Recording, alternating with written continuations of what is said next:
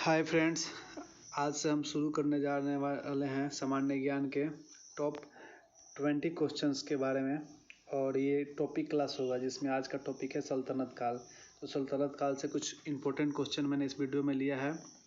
और ये समझिए कि 20 क्वेश्चन ही नहीं होगा, क्योंकि इसके सारे ऑप्शंस भी हम क्लियर से स्टडी करेंगे इसके बारे में। तो समझिए कि ये 80 से 100 क्वेश्चन लगभग हो जाएंगे।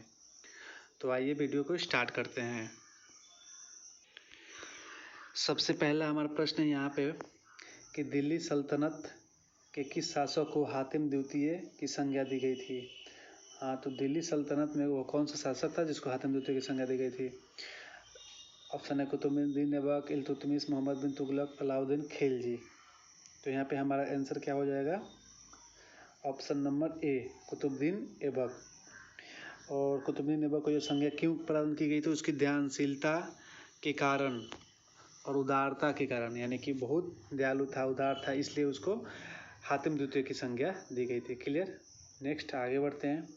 तो आगे दूसरा प्रश्न है कि सर्वप्रथम शुद्ध अरबी सिक्का किसने चलाया था।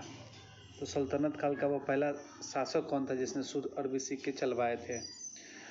तो यहाँ पे ऑप्शन आप देख सकते हैं।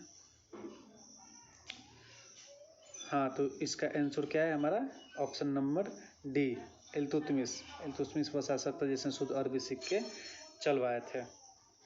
क्लियर। आगे बढ़ते हैं।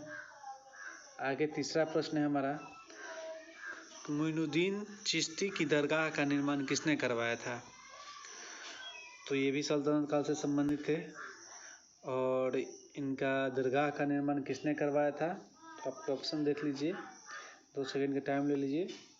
आंसर यहाँ पे हो जाएगा इल्तुतमिश, ऑप्शन ए, इल्तुतमिश ने ही उनकी दरगाह का निर्माण कराया था, मोइनुद्दीन चिश्ती का।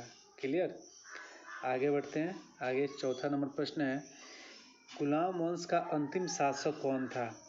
तो ये अंतिम शासक था, तो आपको पता होगा गुलाम वंश का पहला शासक कौन था, तो कुतुबुद्दीन ऐबक था।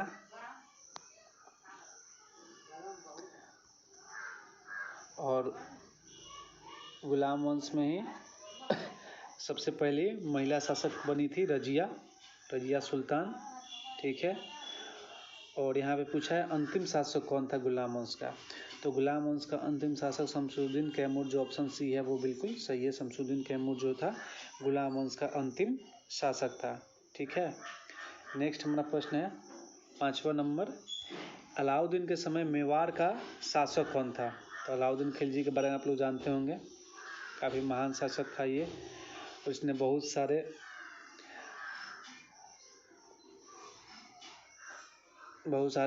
जैसे घोड़े दागने की व्यवस्था, सैनिकों को नगद वेतन देने की व्यवस्था का भी प्रारंभ किया था अलाउद्दीन खिलजी ने।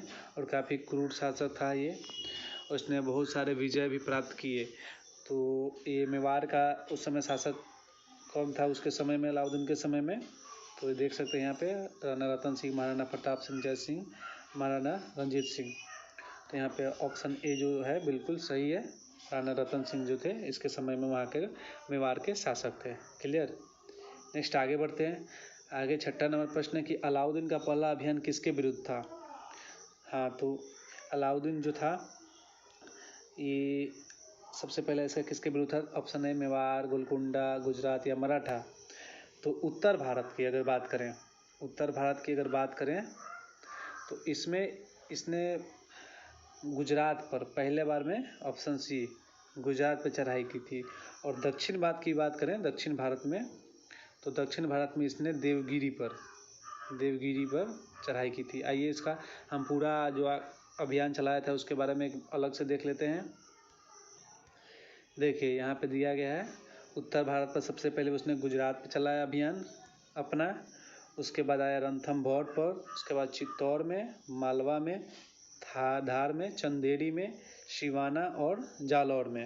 ये सब उत्तर भारत में है। और उत्तर भारत में सबसे पहले हमारा गुजरात आया। नेक्स्ट उसी तरह हमारा है दक्षिण भारत में इसने देवगिरी पर, फिर वारंगल पर, द्वार समुद्र पर, फिर मालाबार पर इसने आक्रमण किया था। क्लियर। तो आपको इसमें से सबसे 2 ही इंपॉर्टेंट याद रखने की ज़रूरत है। सबसे पहले उत्तर भारत में गुजरात पर और दक्षिण भारत में देवगिरी पर। तो आपको इसमें से यही याद रखने की काफ़ी आवश्यकता है। क्लियर। आगे बढ़ते हैं। सत्रहवां प्रश्न है कि दीवान ए कोही विभाग की स्थापना किसने की थी। दीवान ए कोही विभाग था उसका, इसका स्थापना भी सल्तनत काल में ही हुआ था। तो वो कौन सा शासक था? तो मैं बता दूं कि दीवान ए कोही क्या है, यह एक कृषि विभाग था। और इसकी स्थापना किसने की थी? तो इसकी स्थापना मोहम्मद बिन तुगलक, ऑप्शन ए हमारा बिल्कुल सही है, मोहम्मद बिन तुगलक ने की थी। ठीक है। और मोहम्मद बिन तुगलक किस वंश का शासक था?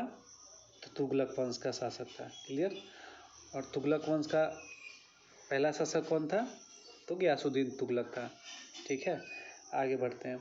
आगे 8वां नंबर प्रश्न है कि निजामुद्दीन औलिया ने किस शासक के बारे में कहा था कि दिल्ली अभी दूर है। काफ़ी इंपॉर्टेंट क्वेश्चन है, काफ़ी एग्जाम में पूछ चुका है ये क्वेश्चन।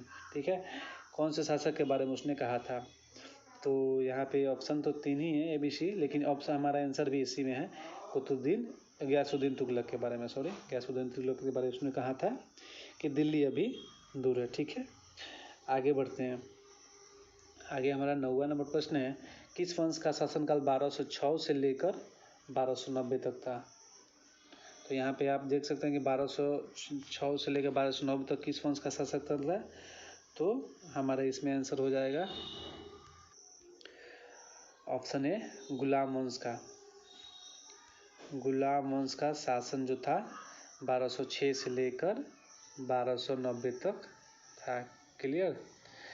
और इन सब के ऑप्शंस में दिए हैं, इन लोग के इन सब के बारे में भी जानना बहुत ज़रूरी है, तो इन सब के बारे में भी जान लेते हैं। तो सल्तनत काल जो था उसमें सबसे पहले गुलाम वंश जो था 1206 से 1290 तक रहा। उसके बाद खिलजी वंश आया। तो खिलजी वंश का शासनकाल था जो 1290 से लेकर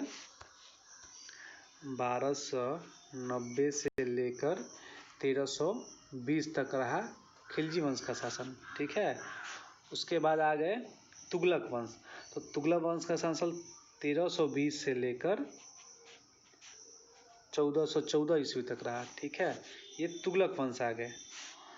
और उसके बाद सैयद वंश आ गए। तो सैयद वंश का 1414 से लेकर 1451 तक रहा। ठीक है।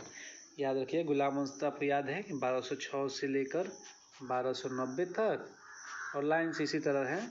खिलजी वंश 1290 से 1320, तुगलक वंश 1320 से 1414 ईस्वी, और सैयद वंश 1414 से 1451। उसके बाद भी आ गया, उसके बाद लोधी वंश भी आया। तो लोधी वंश का शासनकाल 1451 से लेकर लोधी 1451 से 1526 तक। ठीक है। 1451 से लेकर 1526 तक लोधी वंश का शासनकाल रहा। और उसके बाद आ गया 1526 में बाबर आ गया। उसके बाद तो हमारा आ जाता है मुगल वंश। 1526 में मुगल वंश आ जाता है। पानीपत का प्रथम युद्ध भी आपको याद होगा 1526 में ही हुआ था। ठीक है। आगे बढ़ते हैं। तो आगे सिक्कों पर 10वां प्रश्न, सिक्कों पर तारीख लिखने की प्रथा किसने विकसित की थी। तो वो कौन सा शासक था जिसने सिक्कों पर तारीख लिखने की प्रथा शुरू की। इसने बहुत सारे शुरुआत भी किए थे। तो वो कौन सा शासक था? 2 सेकंड मिलता है। Option C, Alauddin Khilji. अलाउद्दीन खिलजी वो शासक था जिसने सिक्कों पर तारीख लिखने की प्रथा शुरू की थी।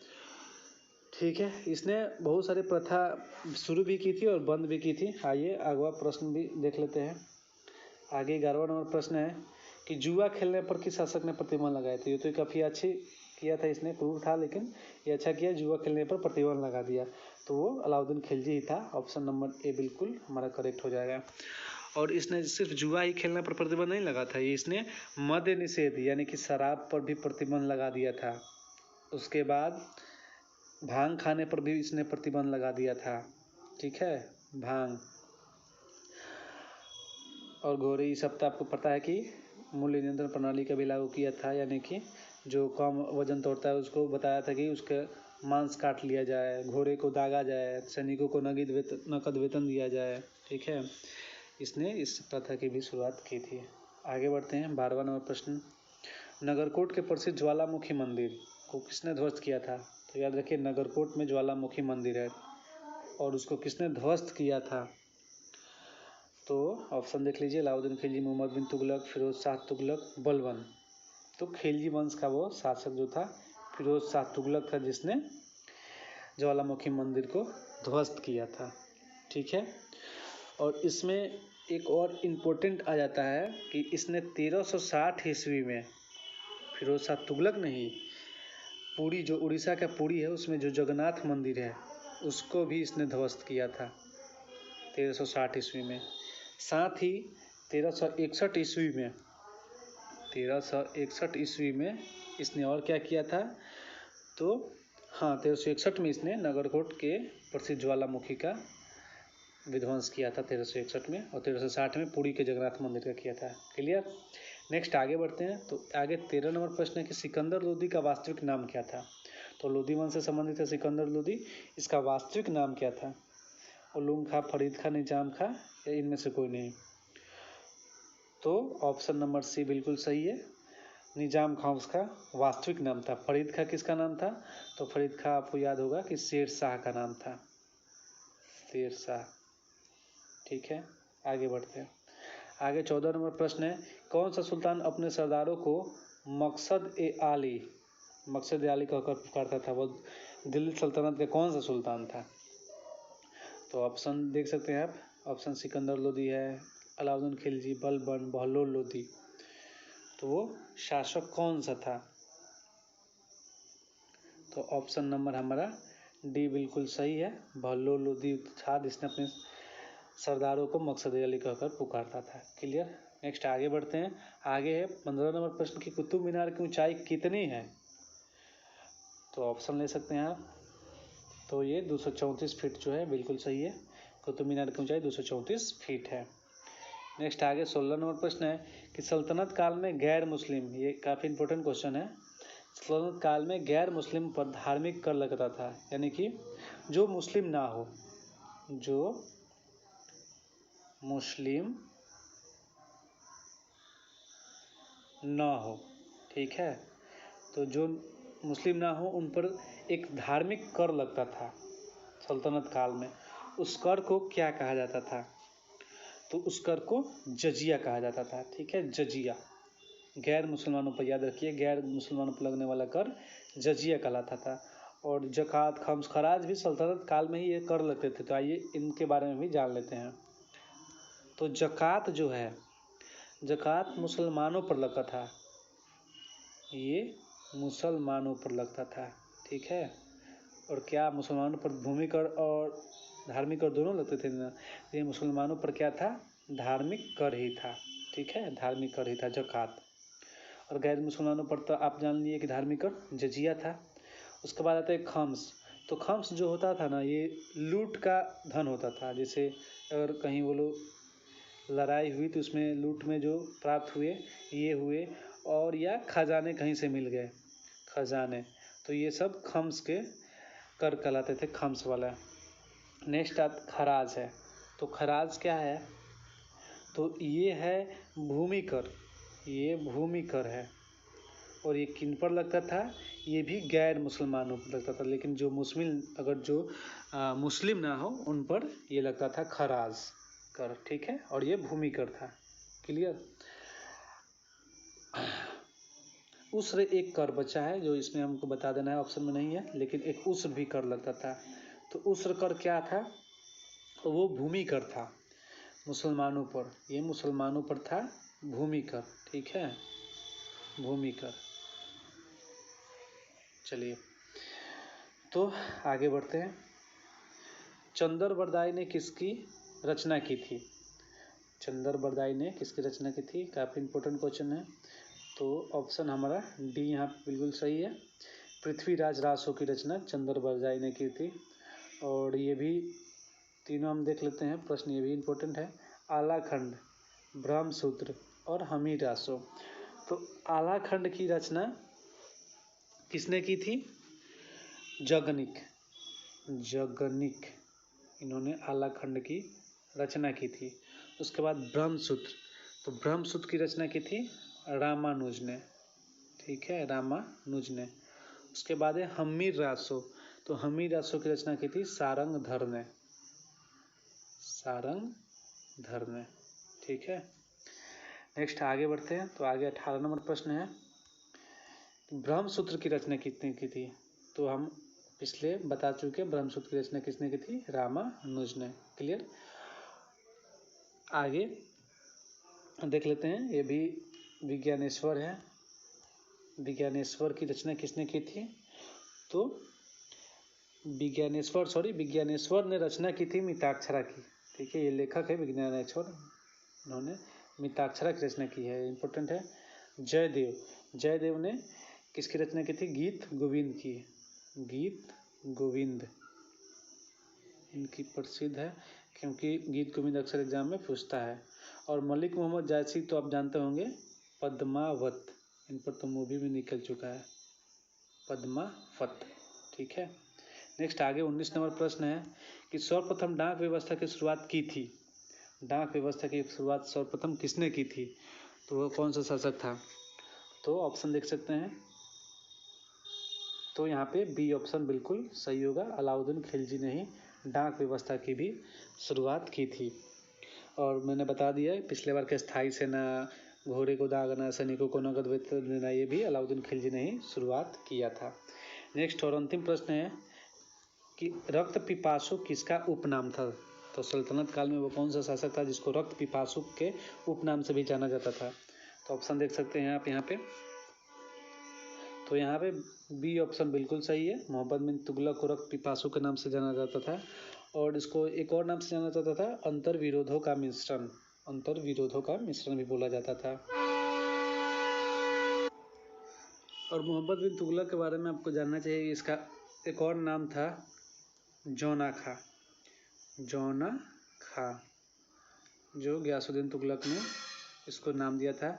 और इसके द्वारा एक लकड़ी का महल बनाया गया था, उसी महल में गयासुद्दीन तुगलक का मृत्यु हो गया था, वो गिर गया था, जिसके कारण गयासुद्दीन तुगलक की मृत्यु हो गई थी। और सल्तनत काल में मोहम्मद बिन तुगलक के बारे में बताया जाता है कि ये सबसे विद्वान और सबसे पढ़ा लिखा व्यक्ति था। ठीक है, तो इस वीडियो में मैंने सल्तनत काल से जितने भी इम्पोर्टेंट क्वेश्चन बनने हैं वो सारे ले लिए हैं। तो आई होप आप लोगों को वीडियो अच्छा लगा होगा। तो प्लीज़ अगर वीडियो अच्छा लगे हो तो लाइक करें,